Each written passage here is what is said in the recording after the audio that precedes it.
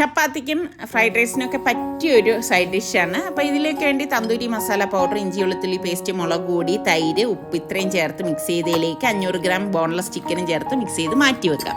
ഇനി നമുക്ക് സവാളയും തക്കാളിയും പാകത്തിനുള്ള വെള്ളം ഒഴിച്ച് ഒരു കൈപ്പിടി കാഷ്നട്ടും ചേർത്തൊന്ന് വേവിച്ച് തണുത്ത ശേഷം അരച്ചെടുക്കണം. പാനിലേക്ക് ബട്ടറും ഓയിലും കൂടി ഒഴിച്ച ശേഷം ഈ മാരിനേറ്റ് ചെയ്ത് വെച്ചിരിക്കുന്ന ചിക്കൻ നമുക്ക് ഇതിലേക്കിട്ട് കുറച്ച് കസൂരി മേത്തിയൊക്കെ ഇട്ടിട്ട് ഒന്ന് ഫ്രൈ ആക്കി എടുക്കാം.